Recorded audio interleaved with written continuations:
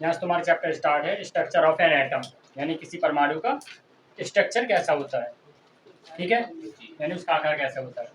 इस चैप्टर में काफ़ी सारी चीज़ें हैं जो डिटेल में ऑलरेडी तुम लोग लिख चुके हो, ठीक है, उससे तुम्हें पढ़ना याद करना है। यहाँ सिर्फ मैं एक शॉर्ट में पूरा रिवाइज कर देता हूँ, यह भी पुराना जो ऑलरेडी मैं समझा चुका हूँ, ठीक है। आगे आने वाले में फिर इसके बाद दूसरी वाली स्लाइड में बताऊँगा आगे की चीज़ें, ठीक है, ऑलरेडी पढ़ चुके हो, पहले भी इस बारे में बता चुका हूँ मैं, ठीक है।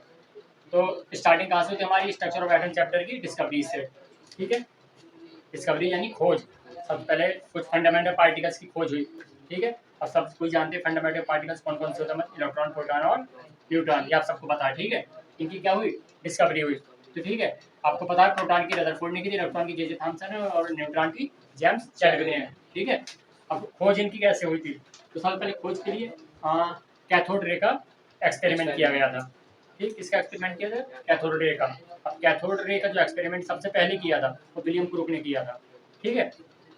विलियम क्रूक ने कैथोड रे का जो ट्यूब होता है जिसमें एक्सपेरिमेंट करवाया गया था, वो ट्यूब का जो आविष्कार वो क्रूक ने ही किया था, ठीक। उसमें उन्होंने एक्सपेरिमेंट किया और जब कैथोड रे से किरणें निकली तो उन्हें कुछ लाइट चमकती हुई भी नजर आई टकराने के बाद, लेकिन वो इसे नाम नहीं दे पाए थे, इलेक्ट्रॉन उन्होंने नाम नहीं दे पाया था, इसलिए इनका नाम क्रूक का नाम नहीं आता है, ठीक है। किसका नाम आता फिर, जे जे थॉम्सन का। फिर यही प्रयोग दोबारा जे जे थॉम्सन ने रिपीट किया कैथोड रे ट्यूब में, ठीक है, रखे हो एक्सपेरिमेंट पहले समझा चुका वीडियो में, ठीक है।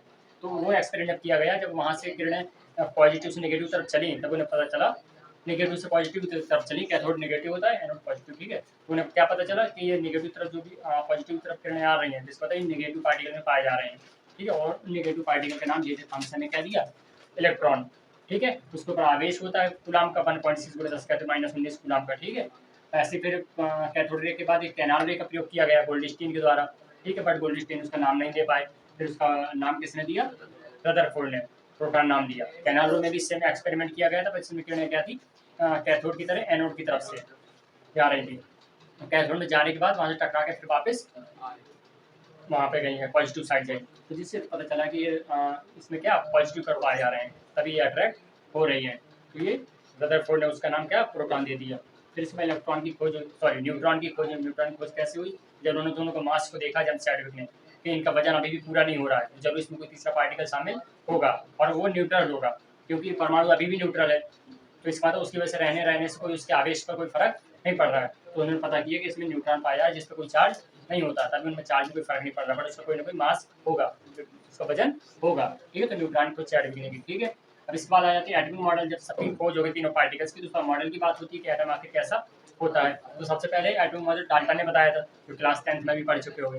डाल्टन ने सबसे पहले सिंपल से मॉडल बिल्कुल बताया था, कैसा बताया, बिल्कुल सिंपल, कि परमाणु होता है, ठीक है, और परमाणु छोटे छोटे पार्टिकल से मिलकर खुद बना होता है और उसको और ज़्यादा टुकड़े नहीं कर सकते हैं, ठीक है। बाद में ये मॉडल डाल्टन मॉडल क्या हो गया, फेल हो गया, क्योंकि बाद में बहुत से साइंटिस्ट द्वारा खोज की और उन्हें पता चला कि इलेक्ट्रॉन, प्रोटॉन, न्यूट्रॉन भी परमाणु में पाए जाते हैं, जिन्हें इलेक्ट्रॉन, प्रोटॉन, न्यूट्रॉन में तोड़ सकते हैं, ठीक। तो डाल्टन मॉडल फेल हो गया, ठीक। फिर इसके बाद थॉम्सन आए, ठीक है, और थॉम्सन ने सिंपल मॉडल अपने क्या दिया, थॉम्सन ने बताया कि तरबूज की तरह परमाणु होता है, एटम एक तरबूज की तरह होता है, उन्होंने सिंपल मॉडल दे दिया।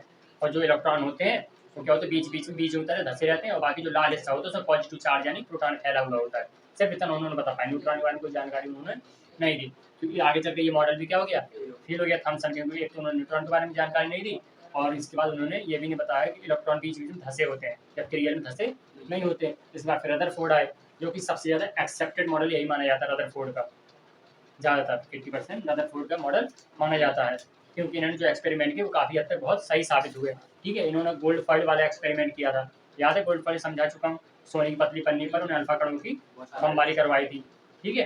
हीलियम के अल्फा कणों की बमबारी करवाने के बाद उन्हें क्या मिला, कुछ जो अल्फा कण है वो सीधे निकल गए थे, ज़्यादातर 90% अल्फा कण बिल्कुल सीधे निकल गए थे, और बहुत ही कम जो थे वो थोड़ा सा अपने रास्ते से भटक कर तिरछे निकल गए थे, ठीक है। सीधे निकल गए, तो इससे पता चलता है कि परमाणु ज़्यादातर जो अंदर से होता है वो कैसा होता है, खोखला होता है, यानी खाली स्पेस रहता है, ठीक है।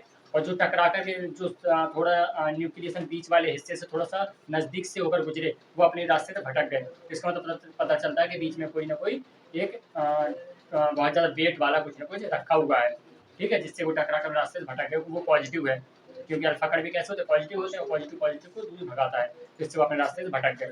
और उनमें से 20,000 में सिर्फ एक अल्फा करता वो सीधे गया और सीधे बिल्कुल वापस आ गया, क्योंकि बिल्कुल बीच में जाकर टकराया, जिससे पता चलता है कि पूरे परमाणु की जो मेन मास होता है, पूरा वजन होता है, वो बिल्कुल बीच में न्यूक्लियस में रखा होता है, बीच में सेंटर होता है उसे न्यूक्लियस बोला जाता है, ठीक है। तो इस तरह से उन्होंने बताया न्यूक्लियस में सारा वेट होता है, एटॉमिक मास का पूरा वेट वजन जो होता है वो न्यूक्लियस में होता है, ठीक है। इस वजह से कोई भी उसे पार नहीं कर सकता, वो गया और सीधे टकराकर वापस आ गया। तो ये 3 उससे निष्कर्ष निकले, कंक्लूजन, ठीक है। इसके बाद आता है बोर का परमाणु मॉडल, ठीक है। सबसे ज़्यादा विस्तृत परमाणु मॉडल बोर का।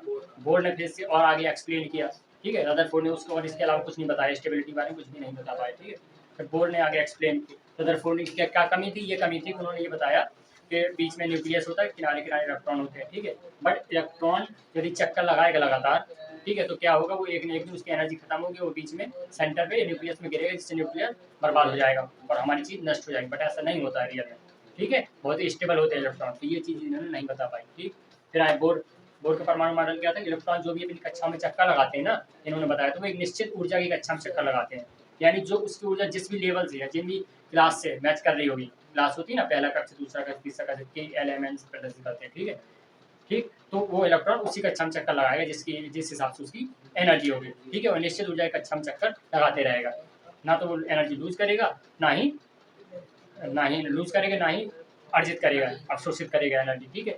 कब लूज और अर्जित करता है इलेक्ट्रॉन, जब कक्षा चेंज करेगा, ऊपर से नीचे जाएगा, ऊपरी कक्षा नीचे आएगा, तब लूज और अवशोषित करेगा, वरना नहीं करेगा। तो ये बोर्ड ने बताया था, ठीक है। तो सबसे ज़्यादा इसका मॉडल एक्सेप्ट होते हैं, बट बोर्ड ने स्टेबिलिटी के बारे में नहीं कुछ बता पाए कि परमाणु कितना स्टेबल होगा, उसके बारे में ये बता नहीं पाए, ये इसकी कमियां हो गई, ठीक है। इसके बाद इंपॉर्टेंट टर्म से कुछ एटॉमिक नंबर, मास है, आइसोटोप है, आइसोबार है, आइसोटोन्स है, आइसोइलेक्ट्रॉनिक है, इन सब के बारे में ऑलरेडी पता होगा। एटॉमिक नंबर क्या होता है, जो मेन हमें प्रोटॉन के नंबर होते हैं वही हमारे एटॉमिक नंबर होते हैं, ठीक है। और प्रोटॉन और इलेक्ट्रॉन दोनों की संख्या हमेशा परमाणु में बराबर होती है, ठीक है। क्या होती है, बराबर होती है, जैसे जेट से प्रदर्शित कर देते हैं, ठीक है, मास को ऐसे प्रदर्शित कर देते हैं, ठीक है। तो हमारे एटॉमिक नंबर क्या होता है, जो प्रोटॉन की संख्या होती है, और मास क्या होता है, प्रोटॉन, जो हमारा प्रोटॉन होगा और बीच में क्या होता है, प्रोटॉन के साथ न्यूट्रॉन होगा, उसको दोनों को मिला के जो तो हमारा एटॉमिक मास होता है, ठीक है। प्रोटॉन और न्यूट्रॉन को मिला के जो बीच में हमारा पूरा मास बने, क्योंकि जो मास होता है मेन परमाणु का बिल्कुल सेंटर में होता है न्यूक्लियस में, वो में एटॉमिक मास होगा, ठीक। अब इलेक्ट्रॉन की संख्या निकालनी है, तो इसमें से इसको घटा दो, तो जो बचेंगे वो बाकी इलेक्ट्रॉन बच जाएंगे, ठीक है। अब आइसोटोप, आइसोटोप क्या होते हैं, आइसोटोप होते हैं जिनके परमाणु एटॉमिक नंबर, इनके नंबर जो होगा बराबर हो, उनका जो मास होगा डिफरेंट हो, तो आइसोटोप होते हैं, ठीक है। जैसे हाइड्रोजन का आइसोटोप 1H1 1H2 1H3, तो यानी उसका जो एटॉमिक नंबर 1 ही है, पर मास किसी का 2 है, किसी का 3 है, ठीक है। आइसोबार यानी जिनके एटॉमिक मास सेम हो, उनके एटॉमिक नंबर अलग अलग हो, ठीक है। और आइसोटोन्स जिनके न्यूट्रॉन की संख्या बराबर है, यानी प्रोटॉन और इलेक्ट्रॉन छोड़ दिया जाए तो बाकी जो बचे वो न्यूट्रॉन की संख्या यदि बराबर होती है तो वो आइसोटोन्स होते हैं, ठीक है। आइसो इलेक्ट्रॉनिक जिसमें प्रोटॉन और न्यूट्रॉन को छोड़ दिया जाए तो आइसो इलेक्ट्रॉनिक की संख्या सेम आएगी, यानी इलेक्ट्रॉनों की संख्या जिसमें सेम हो वो आइसो इलेक्ट्रॉनिक, न्यूट्रॉनों की संख्या सेम हो तो आइसोटोन, ठीक है। एटॉमिक नंबर की संख्या सेम हो तो आइसोटोप, एटॉमिक मास की संख्या सेम हो तो आइसोबार। क्लियर हो गया, ठीक। अब इसके बारे में एमिशन और एब्जॉर्प्शन स्पेक्ट्रा, जो स्पेक्ट्रम है, ठीक है। जब भी वेव, मैंने वेव में बताया था कि वेव जब भी चलती है तो उसमें स्पेक्ट्रम कुछ बनते हैं, ठीक है। तो स्पेक्ट्रम क्या होते हैं, बेसिकली जो हम विजिबल लाइट्स होती हैं, कुछ जब वेव चलेगी तो कुछ लाइट वो क्या करेगी, उत्सर्जित करेगी, एमिशन करेगी या एब्जॉर्प्शन करेगी, ठीक है।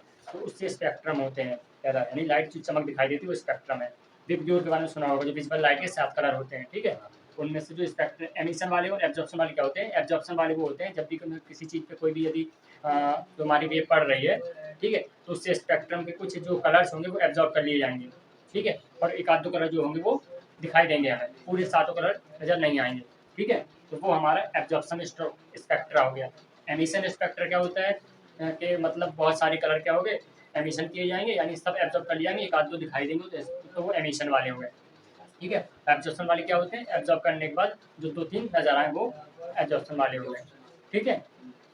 यानी जो दिख रहे हैं हमें वो एमिशन वाले हो गए, और जो एब्जॉर्ब कर लिए वो एब्जॉर्प्शन वाले स्पेक्ट्रा हो गए, ठीक है। उसकी एनर्जी होती है E/c/λ, ठीक है। H होता है, ये C होता है प्रकाश की चाल, लाइट की वेव की जो स्पीड होती है 3 × 10⁻⁻8 मीटर पर सेकंड, ठीक है। C हमेशा सेम रहता है हर जगह। लैम्डा होती है उसकी तरंग दैर्घ्य, जो भी उसकी यानी वेव लेंथ है, जो वेव है तो उसकी वेव की लेंथ भी होगी, वही उसकी वेव लेंथ होगी, तो उससे फॉर्मूला रख के हम एनर्जी निकाल सकते हैं, ठीक। फिर ब्लैक बॉडी क्या होती है, ब्लैक बॉडी एक ऐसी चीज़ होती है यानी कि जिसमें कोई भी स्पेक्ट्रम जो होता है वो पूरा एब्जॉर्ब कर लेती है, क्या वो कर लेती है, पूरा एब्जॉर्ब कर लेती है, ठीक है। पूरा एब्जॉर्ब कर ले, एक भी कलर नजर ना आए या फिर पूरे पूरे कलर नजर आए, वो कहलाती है ब्लैक बॉडी। ठीक है, ये क्या है, एक प्रकार से ब्लैक बॉडी रियल वर्ल्ड में नहीं पाई जाती है, एक प्रकार से क्या है, इसे हम आभासी है ये। ठीक है, इससे भी हम कल्पना कर सकते हैं इसके बारे में, क्योंकि ब्लैक बॉडी रियल में नहीं होती, रियल में कोई ऐसी चीज़ नहीं जो साफ पूरे सभी कलर को एब्जॉर्ब कर ले। ठीक है, या फिर सारे कलर को हमें नजर आ जाए। ठीक है, ठीक।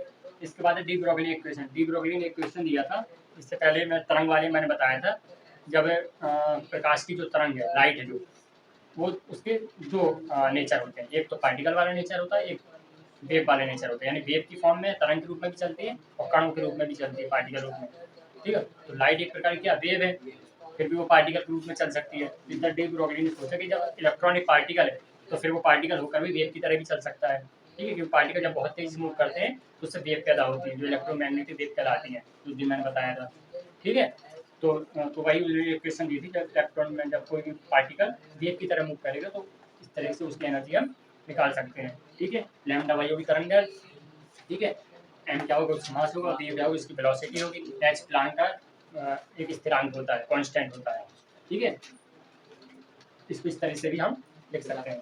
ठीक, इसके बाद हाइजेनबर्ग का अनसर्टेनिटी रूल।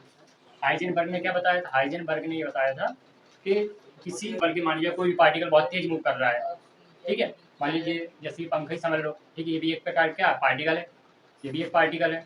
ठीक है, हर चीज़ एटम से मिलकर बनी हुई है। ठीक, तो मान लीजिए बहुत तेज मूव कर रहा है, तो अब तुम इसके एक समय पर, जैसे अभी मैं पूछूं तो इसकी स्पीड क्या है और इसकी तीसरे नंबर की पंखुड़ी किस जगह पे है, तो ये चीज़ तुम नहीं बता सकते, एग्जैक्ट टाइम पे कैलकुलेट नहीं हो पाएगा, क्योंकि यदि हम टाइम कैलकुलेट करेंगे तो वो पंखी आगे निकल जाएगी, और पंखी भी देखेंगे तो उसकी स्पीड चेंज हो जाएगी। ठीक है, तो यानी स्पीड और उसकी पोजीशन दोनों एक समय पर हम बिल्कुल करेक्ट नहीं बता सकते हैं। इसे हाइजेनबर्ग का अनिश्चितता का सिद्धांत, हाइजेनबर्ग का अनसर्टेनिटी रूल बोला जाता है। ठीक, एक समय पर दोनों चीज बताई नहीं जा सकती है। उसके लिए इन्होंने ये फॉर्मूला दिया कि delta X into delta P greater than या equal than N H upon 2 pi. ठीक है, एच वाई प्लैंक का कांस्टेंट और पाई की वैल्यू आपको पता ही होगी। ठीक है, हाँ, तो इससे हमें ये पता चलेगा कितने का एरर आएगा, यानी जब भी कोई कैलकुलेट करेंगे स्पीड और पोजीशन को तो इतने का हमेशा एरर आएगा, एन एच अपॉन 2 पाई का, इससे कम का एरर नहीं आएगा, इससे ज़्यादा ही एरर आएगा। ठीक है, एरर का मतलब कोई कैलकुलेट करेंगे तो ये एरर समझते हैं ना, गलती। ठीक है, यानी एग्जैक्ट वैल्यू कभी नहीं आ पाएगी। ठीक है, क्योंकि इतनी तेज पार्टिकल चलते हैं उसकी एग्जैक्ट वैल्यू निकालना पॉसिबल नहीं है, तो ये इनका रूल था हाइजेनबर्ग का। ठीक, तो ये सारे रूल्स हो गए इसमें। इसके बाद अब इलेक्ट्रॉनों के बारे में। ठीक है, इसके आगे क्वांटम थ्योरी के बारे में। ठीक है, क्वांटम मैकेनिक्स सबसे ज़्यादा इंपॉर्टेंट यही चीज़ है पूरे चैप्टर में तुम्हारे। ठीक, क्वांटम मैकेनिक्स में क्या है, क्वांटा किसे बोलते हैं। ठीक है, तो प्लांक ने क्या बताया, प्लांक ने क्वांटम का एक सिद्धांत दिया, प्रिंसिपल नियम दिया। उन्होंने क्या बताया, जो भी एनर्जी होती है इलेक्ट्रॉन्स की, वो क्या होती है, डायरेक्ट किसी भी ऐसे नहीं रिलीज होती है, कहता रिलीज होती जा रही है, छोटे छोटे पैकेटों के रूप में रिलीज होती है। कैसे, छोटे छोटे पैकेटों के रूप में, थोड़ी एनर्जी फिर थोड़ी एनर्जी। ठीक, इकट्ठी रिलीज होगी, पानी की तरह बह रही है, ऐसा नहीं होता। तो उन छोटे छोटे पैकेटों के रूप में जो एनर्जी रिलीज हो रही है, उन्हीं छोटे छोटे पैकेटों को क्वांटा बोला जाता है, वही क्वांटम थ्योरी है। ठीक है, क्वांटा बोला जाता है, या उन्हीं का दूसरा नाम फोटान भी है। क्या नाम है, फोटान। ठीक, ये होगी क्वांटम की थ्योरी। ठीक है, अब देखिए जब इलेक्ट्रॉन का विन्यास किया जाए, इलेक्ट्रॉनिक कॉन्फ़िगरेशन किया जाता है कि इलेक्ट्रॉन, आखिर जो एटम है उसमें इलेक्ट्रॉन है, क्लियर। अब वो इलेक्ट्रॉन कहाँ है, उसकी एनर्जी क्या है, कौन सी कक्षा में बैठा है, कौन सी उपकोष में बैठा है, कौन से ऑर्बिटल में बैठा है, आड़ा बैठा है, टेढ़ा बैठा है, ऊपर को मुंडी है, नीचे को मुंडी है, ये सारी चीजें पता कैसे चलेंगी, इन नियम के द्वारा। आई बात समझ में। ठीक, तो उसी के लिए ये नियम दिए गए। तो यहाँ पर क्वांटम नंबर हमारे पास 4 है। कितने क्वांटम नंबर है, 4 क्वांटम नंबर है। पहला quantum number principal quantum number, shortcut में लिख दिया मैंने, प्रिंसिपल क्वांटम नंबर। ठीक है, दूसरा है एजीम्यूथियल क्वांटम नंबर, तीसरा मैग्नेटिक क्वांटम नंबर, चौथा स्पिन क्वांटम नंबर। ठीक, प्रिंसिपल यानी मुख्य क्वांटम संख्या बोलते हैं हिंदी में। ठीक है, ये द्विगंशी क्वांटम संख्या बोलते हैं, हिंदी वाले देख लो इधर। मैग्नेटिक को चुंबकीय क्वांटम संख्या बोलते हैं, स्पिन को चक्रणीय क्वांटम संख्या बोलते हैं। ठीक है, एक प्रकार से तुम मान लो कि तुम हो इलेक्ट्रॉन। ठीक है, तुम इलेक्ट्रॉन हो, तुम परमाणु में घुसे हुए हो, परमाणु हो गया ये देश समझ लो। ठीक है, अब प्रिंसिपल बताएगा तुम्हारे शहर का पता, प्रिंसिपल क्वांटम नंबर कहाँ का बताएगा, तुम्हारे शहर का पता, यानी कि सबसे बाहर जो कक्षा है जिसे हम शेल बोलते हैं। ठीक है, कई सारे शेल होते नहीं है, तुम्हें पता है, पहला शेल, दूसरा शेल, तीसरा शेल, इलेक्ट्रॉन सभी शेलों में चक्कर लगाते हैं। ठीक है, तो वो हो गया शेल के बारे में जो बताएगा, किसके बारे में, शेल के बारे में जो बताएगा, यानी तुम्हारी सिटी के बारे में बताएगा। जैसे अस्सू नाम का जो इलेक्ट्रॉन है, ठीक है, वो कौन से शहर में पाया जाता है, कहाँ रहता है। ठीक है, तुम्हारे शहर का नाम हो गया BN फलाना। ठीक, तो वो हो गया प्रिंसिपल क्वांटम नंबर। ठीक है, अब इसके बाद फिर पता किया जाएगा तुम्हारा मोहल्ला कौन से शहर के उस कौन से मोहल्ले में रह रहे हैं। ठीक है, तो ये होता है द्विगंशीय या दूसरी क्वांटम संख्या, एजीमुथियल क्वांटम नंबर बोलते हैं। ठीक है, ये होता है सब सेल, इस सेल के अंदर का सेल सब सेल हो गया, कोष उपकोष कक्षा उपकक्षा भी बोलते हैं। ठीक, आई बात समझ में, एनर्जी लेवल भी इन्हीं को बोलते हैं। ठीक है, सेल को ही। ठीक है, तो सब सेल आ गए यानी शहर के अंदर का मोहल्ला। अब उस मोहल्ले में ठीक है बहुत सारे घर होंगे, उस मोहल्ले में कौन से घर में रहता है, तो जो घर का पता है वो ये बताता है मैग्नेटिक क्वांटम नंबर।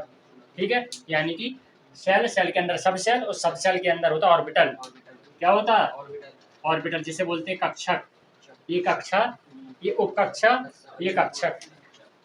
ठीक है, कक्षक यानी ऑर्बिटल। ठीक है, यानी तुम कौन से कमरे में बैठे हो।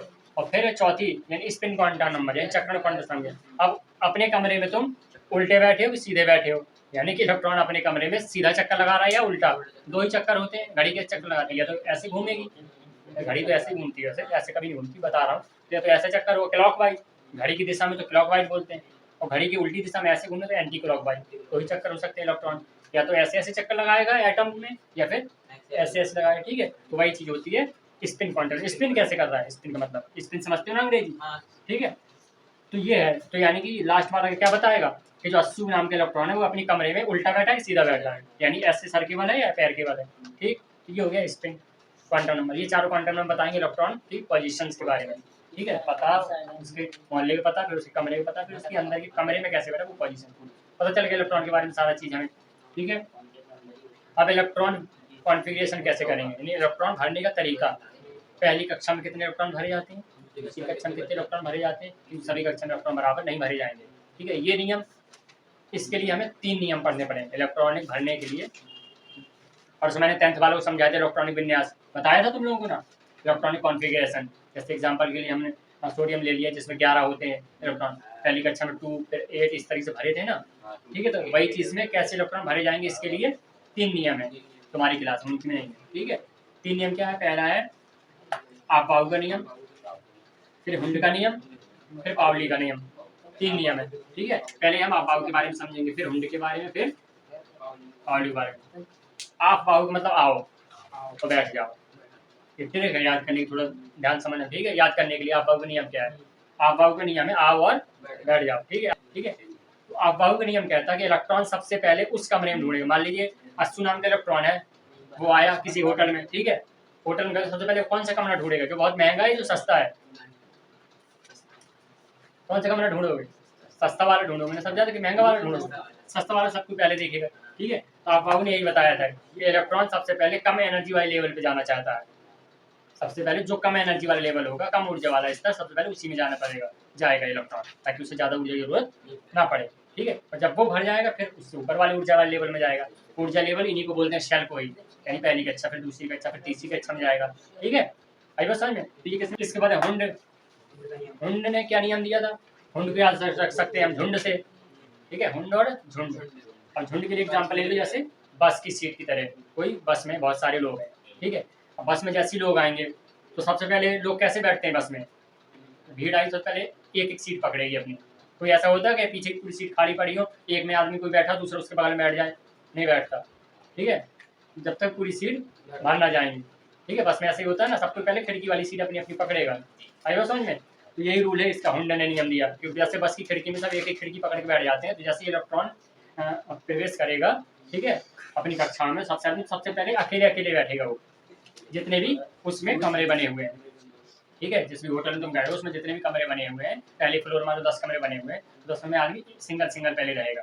जब मालिक बोले भैया कमरे भर गए, तब जाके वो किसी के साथ एडजस्ट होगा, फिर किराया बांट लेंगे दोनों भाई। ठीक है, तो पहले सिंगल सिंगल रहेगा, तो जब तक यानी सभी शेल, यानी सभी उसके जो ऑर्बिटल्स हैं, सभी जो कक्षक हैं, वो सब जब तक भर नहीं जाएंगे, ठीक है, तब तक वो जोड़ी नहीं बनाएगा इलेक्ट्रॉन, सिंगल सिंगल बैठेगा सब में। ये हो गया हुंड का नियम। ठीक है, हुंड का नियम भी यही आपको लिखना है, इलेक्ट्रॉन सभी कक्षकों में तब तक जोड़ी नहीं बनाएंगे जब तक सभी कक्षों में एक इलेक्ट्रॉन बैठ ना जाए या भर ना जाए, ये बोलिए। ठीक है, फिर इसके बाद पावली का नियम आया। पावली साहब ने क्या बताया, पावली ने ये बताया कि जो भी इलेक्ट्रॉन है, जो भी इलेक्ट्रॉन बैठ रहे हैं एक कमरे में ज़्यादा से ज़्यादा सिर्फ और सिर्फ दो इलेक्ट्रॉन रह सकते हैं। हाईएस्ट कितने रह सकते हैं, दो से ज़्यादा मकान मालिक रहने नहीं देगा, भगा देगा। तो ये एक कमरे में तो 2 ही जने रह सकते हो। 5000 किराया आधा आधा बांट के दे देना, ठीक। तो एक कमरे में 2 ही इलेक्ट्रॉन रह सकते हैं, पहली शर्त। और दूसरी शर्त, ये 2 इलेक्ट्रॉन जो रहेंगे वो बिल्कुल सेम बिल्कुल चक्कर नहीं करेंगे, यानी यदि 2 इलेक्ट्रॉन एक कक्षा में चक्कर लगा रहे हैं, एक ऑर्बिटल में चक्कर लगा रहे हैं 2 इलेक्ट्रॉन, तो यदि कोई ऐसा लगाएगा क्लॉकवाइज तो दूसरा वाला एंटी क्लॉकवाइज लगाना चाहिए, यानी एक कमरे में दोनों सेम नहीं बैठेंगे, एक ऊपर को सर होगा, दूसरे के नीचे को सर होगा। पावली कैसे याद कर सकते हो? पावली के पाँव से, पाँव और सर, यानी उसका पाँव होगा तो दूसरे का सर होगा, ठीक है। आई बात समझ में? जैसे ये दिख रहा है मैंने भरे हुए इलेक्ट्रॉन, एक का सर ऊपर है, दूसरे के सर नीचे है, ठीक। अभी मैंने चेक क्यों लगाया हुंडी के रूल में, इसमें कट्टम क्यों लगाया? क्योंकि देखो इसमें सब में 3 कक्षा थी, तीनों कक्षा में 3 ऑर्बिटल में एक एक इलेक्ट्रॉन बैठ गया, ये रूल फॉलो कर रहा नहीं कर रहा है? कर रहा है। यहाँ मैंने 2 के एग्जाम्पल लिया, इन दोनों कक्षों का एक एक इलेक्ट्रॉन बैठ गया, ठीक है। फिर उन्होंने जोड़ी बनाई, दोनों में एक एक फिर बैठ गए, ठीक है। तो इसमें भी दोनों कंप्लीट कर रहे हैं रूल को फॉलो, ये वाला नियम सही है। अब ये वाला क्यों कराते हैं, इसको देखो, ये ऊपर को मुंडी, इसमें नीचे मुंडी, ठीक है। देखिए इस वाले का देखिए, इसकी भी ऊपर को मुंडी और इसकी भी ऊपर को सारा है, यानी एक ही डायरेक्शन में दोनों चक्कर कर रहे हैं, ये वाला रूल फॉलो नहीं होगा। किसका रूल? ये वाला रूल फॉलो नहीं हो रहा है, ठीक है। और दूसरी चीज, यहाँ पर 3 इलेक्ट्रॉन है, हमारे पास 3 कमरे थे, लेकिन पहले कमरे में 2 लोग बैठे, दूसरे में एक बैठा, तो हुंड का रूल फॉलो नहीं हुआ। हुंड ने कहा था तीनों कमरे पहले भरेंगे सिंगल सिंगल, बाद में डबलिंग होगी, लेकिन इन्हें पहले ही डबलिंग कर ली, बिना उसको भरे खाली छोड़ दिया, तो यहाँ पे हुंड का रूल फॉलो नहीं हो रहा है। बात समझ में आ गई? तो ये चारों रूल है, इसी से हम इलेक्ट्रॉनिक कॉन्फ़िगरेशन करेंगे, एग्जाम में आएगा किसी के इलेक्ट्रॉनिक कॉन्फ़िगरेशन करके दिखाओ, ठीक है। अब आप पाओ का नियम, जो ऊर्जा स्तर है, ठीक है। पहले कम ऊर्जा 1s, उससे ज्यादा ऊर्जा 2s, फिर 2p। ये देखो उसमें तीर बने होंगे आपकी बुक्स में, यहाँ थोड़ा सा छोटा चित्र है, बोर्ड छोटा है, समझ में नहीं आ रहा होगा, ठीक है। 1s के बाद 2s में जाएगा इलेक्ट्रॉन, 2s के बाद 2p में जाएगा, फिर 2p से 3s में आएगा, 3p से फिर 3p में जाएगा, फिर 4s में आएगा, फिर इसमें 3p से 4s में आएगा, ठीक है। फिर 4s से फिर 3d में, फिर 3d से 4p में, फिर 5s में, फिर ऐसे चलते जाएंगे, फिर f में, फिर 4d में, फिर 5d में, फिर 6s में, ठीक। इस तरीके से ऐसे ऐसे चलते जाएंगे, ठीक। ये ऊर्जा स्तर है, सबसे कम ऊर्जा स्तर, फिर ज़्यादा, फिर यहाँ से फिर ज़्यादा, फिर कम ज़्यादा, फिर ऐसे ऐसे इलेक्ट्रॉन भरे जाएंगे, ठीक। अब इनको कैसे भरना है, एक एग्जाम्पल के लिए देख लेते हैं। एग्जाम्पल देख, जैसे मैं यहाँ पर लिख दूँ, सोडियम के 11 होता है ना, ठीक है, 11 होता है, तो नॉर्मल जैसे कक्षा 10th में करते थे इलेक्ट्रॉनिक कॉन्फ़िगरेशन, हम कैसे करते थे? पहली कक्षा में से कितने इलेक्ट्रॉन? 2, तो पहली में हो जाएंगे 2, देखिए इधर, ठीक, 2, ठीक है। दूसरी कक्षा में कितने, दूसरी कक्षा में होते हैं हाईएस्ट 8, ठीक है। तो दूसरे में कितने हो जाएंगे? 8, ठीक है। कितने हो गए? 10 हो गए। अब एक बचा, तीसरी कक्षा में भी 8 ही होते हैं, लेकिन यहाँ पर एक ही बचा, तो 8 कहाँ से भर देंगे, एक ही हमारा।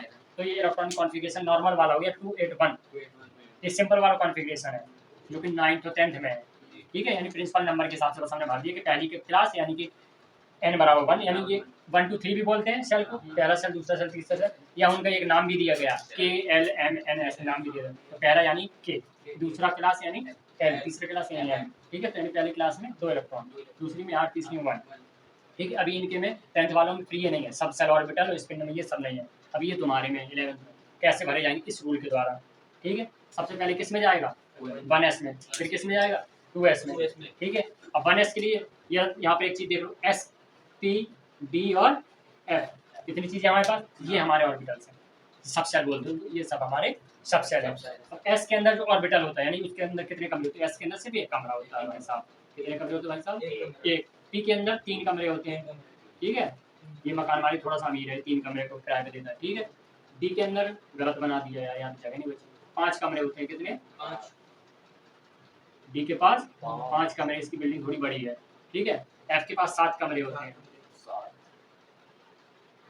थोड़ा सा एडजस्ट कर लेना, ठीक है। समझ में आ रहा है ना, बोर्ड की वजह से, ठीक। एस के पास 1 कमरा होता है, पी के पास 3, डी के पास 5 और एफ के पास 7 कमरे होते हैं, ठीक है। जब एस के पास 1 कमरा होता है, अब मुझे बताओ एस कितने लोगों को रख सकता है ज्यादा से ज्यादा? 2 लोग, क्योंकि एक कमरे में हाईएस्ट 2 लोग ही रह सकते। किसका नियम है? पावली साहब का, ठीक है। पावली बता दी, एक कमरे में ज्यादा से ज्यादा 2 इलेक्ट्रॉन रह सकते हैं, ठीक है। तो इसके पास 2 इलेक्ट्रॉन ही ज्यादा से ज्यादा रह सकते हैं। टी के पास कितने कमरे? 3, तो ये कितने लोगों को किराए पे रख सकता है? 6 लोगों को, ठीक है। 6 लोगों को भर दिया, ठीक। डी कितने लोगों को रख सकता है? 10 लोगों को, क्योंकि 5 कमरे उसके पास, ठीक है। एफ कितने लोगों को रख सकता है? 14 लोगों को, 14 लोगों को, ठीक है।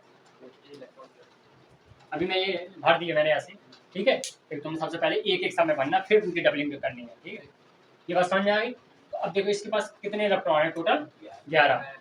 सबसे आप बाबू ने क्या बोला, सबसे सस्ते वाले कमरे में पहले जाएगा, फिर महंगा कमरा खरीदेंगे। सबसे सस्ता कौन सा, 1s। सबसे पहले कौन सी इसमें जाएगा, 1s में। तो अब तुम लोगों को इलेक्ट्रॉनिक कॉन्फ़िगरेशन कैसे लिखना, तुम लोग को ऐसे नहीं लिखना 2 8 1 ऐसे नहीं लिखना, तुम लोग को ऐसे लिखना है 11 Na, तुम्हें लिखना है 1s2, ऐसे लिखना 1s। पहला सेल, पहला सब सेल है 1s, पहला ऊर्जा इस तरह सबसे कम ऊर्जा का, इसमें कितने हो सकते हैं, तो मैं हाईएस्ट 2 हो सकते हैं ना, मैंने 1s2 लिख दिया, ठीक। फिर 1s के बाद किसका नंबर आता है, 2s का, यही तो दूसरा ऊर्जा यही है। अब इसमें थोड़ी पहुंचेगा, पहले इसमें पहुंचेगा, ठीक है। एक एक सीढ़ी चढ़ गया 2s में आएगा। 2s में भी ज़्यादा कितने हो सकते हैं, हाईएस्ट 2 4 कैसे होंगे, एस है ना, एस के पास तो एक ही कमरा है ना। तो संदीप नाम का मकान मालिक एक कमरा है, प्रीति नाम की मकान मालिक के 3 कमरे हैं, फिर दानिश नाम का करिया जो इसका 5 कमरे हैं, और ये फराज कुछ भी बोल दो, ठीक है। तो एस के पास तो दो एक ही कमरा है ना, तो इसके बाद 2 ही इलेक्ट्रॉन रह सकते हैं। तो इलेक्ट्रॉन कॉन्फ़िगरेशन तो मैं ऐसे लिखूंगा 1s2 2s2, ठीक है। अब देखो कितने बच्चे भर दिए हमने, 4 बच्चे भर दिए। अभी 9 बच्चे, 11 थे, 7 बच्चे बचे, अभी बचे 7। अब इस बाद कौन सी ऊर्जा आएगी, 2p ऊर्जा इस तरह आएगी, ये वाला एनर्जी लेवल आएगा 2p वाला। अब यहाँ 2p लिख देंगे। p के पास कितने कमरे हैं, 3 कमरे, कितने बच्चे रख सकती है, 6 बच्चे। हमें कितने बच्चे बचे थे, 7 बचे थे, 6 भर सकते हैं कि नहीं भर सकते, हाँ तो 6, ठीक। अब 2p के बाद किसका नंबर आएगा, 3s का, 3s। s कितने बच्चे रख सकता है, ज़्यादा से ज़्यादा 2, लेकिन उसके बच्चे बचे ही नहीं है। उसके बाद जो किराया दायरा वो कितना आया, एक ही रह गया है, तो एक ही को दे देंगे, भैया तू ही पूरा 5000 रुपया किराया देना अकेले, ठीक है। 3s1। तो तुम लोग इलेक्ट्रॉनिक कॉन्फ़िगरेशन बोलते हैं इसको, क्या बोलते हैं, इलेक्ट्रॉनिक कॉन्फ़िगरेशन, इलेक्ट्रॉनिक कॉन्फ़िगरेशन सबसे इंपॉर्टेंट है। 2-2 नंबर के सवाल एग्जाम में आ जाते हैं। इलेक्ट्रॉनिक कॉन्फ़िगरेशन करके दिखाओ, सोडियम का, इसलिए पोटेशियम दे दे, जिंक दे दे, कुछ भी दे दे, ठीक है। तो 9th वाले 10th वाले ऐसे कर देंगे सीधे से 2 8 1 करके, ठीक है। लेकिन तुम लोग ध्यान दो, तुम लोग ऐसे करना है, कैसे करना है, ऊर्जा स्तर के हिसाब से, एनर्जी लेवल्स के हिसाब से, ठीक है, ऐसे लिखने में। इलेक्ट्रॉनिक कॉन्फ़िगरेशन समझ में आया। तो अगर तुम लोगों को 30 तक के नाम सबके याद है ना, याद मैंने करवाए थे। अगर मैं तुम लोगों को 1 से 30 तक के सबके इलेक्ट्रॉनिक कॉन्फ़िगरेशन बना के लाओ, इसके हिसाब से बना लाओगे, कहीं कुछ पूछना तो पूछ रहे हैं, ये चीज़ आपको समझ में ना आई, क्लियर हो गई ना। इलेक्ट्रॉनिक कॉन्फ़िगरेशन अच्छे से करना आना चाहिए, ठीक है। अब कोई मुझे कक्षा में भर के दिखाओ, तो भरने के लिए ये दोनों नियम है, बता दिए। सबसे पहले सिंगल सिंगल बैठा देंगे और फिर उनकी डबलिंग डबलिंग करते जाएंगे। अब इसमें कोई भरवाएंगे, कैसे भरोगे, कैसे भरोगे इसमें तो एक डब्बा बना दोगे, दोनों बैठा दोगे। इसमें कैसे भरोगे, इसमें भी एक डब्बा बना दोगे, दोनों बैठा दोगे। इसमें कैसे भरोगे, 3 डब्बे बैठाओगे, पहले तीनों में एक ही बैठाओगे। अब सपोज डेट मान लो मैंने एक यहाँ से कम कर दो, एक यहाँ से कम कर दो, कितना हो गया 9। 9 वाला मैं एग्जाम्पल ले लूँ, 9 किसका है, फ्लोरीन का है ना, 9 फ्लोरीन का है। तो फ्लोरीन का क्या बनता है, देखो इधर, फ्लोरीन का 9 होता है ना, फ्लोरीन का क्या होता है, 9 होता है, ठीक है। तो उसका क्या बनता, 1s2 बनता, 2s2 बनता, 3p5 बनता, 5 4 9, क्योंकि 6 बच्चे रख सकता है, लेकिन तो बच्चे ही 5 है, ठीक है। तो अब इसमें कोई कहेगा कि ऑर्बिटल में भर के दिखाओ, इन नियम को फॉलो करना है, ध्यान में रखें। तो पहले का अक्षर बनाओगे तुम, ठीक है, पहले का अक्षर बनाओगे, टाइम ज़्यादा हो रहा है क्या, एस के लिए, तो इसमें तो सीधे सीधे तुम 2 भर दोगे। दूसरा 2s के लिए बनाओगे एक कमरा, तो उसमें भी 2 भर दोगे। अब p के लिए 3 कमरे बनाने पड़ेंगे, ठीक है। तो इसमें तुम भर के कैसे दिखाओगे, एग्जाम में आगे भरने के लिए आएगा, इधर ध्यान दो, ठीक है।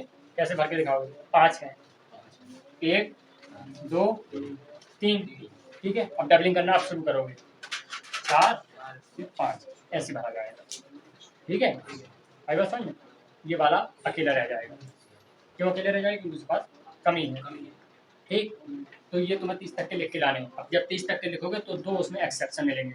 केमिस्ट्री में एक्सेप्शन हर जगह मिलेगा तुम्हें। एक्सेप्शन मतलब जो रूल को फॉलो ना करता हो, जैसे क्लास में कोई ना कोई बच्चा होगा उपद्रवी होगा, ठीक, तो रूल को फॉलो नहीं करेगा, या तो ये रूल तोड़ेगा या रूल तोड़ेगा, कोई ना कोई रूल तोड़ेगा वो, ठीक। तो उसमें 2 मिलेंगे तुम्हें, एक आई थिंक क्रोमियम मिलेगा, एक कॉपर मिलेगा, ये 2 मिलेंगे तुम्हें जो रूल तोड़ेंगे। लेकिन तुम पहले बना के लाना अपने रूल के हिसाब से, जैसे तुम्हें बताया गया, फिर मैं बताऊंगा वो कैसे रूल तोड़ रहे हैं, ठीक है। 30 तक बना के लाना, ये तुम्हारा होमवर्क हो गया, ठीक, क्लियर है।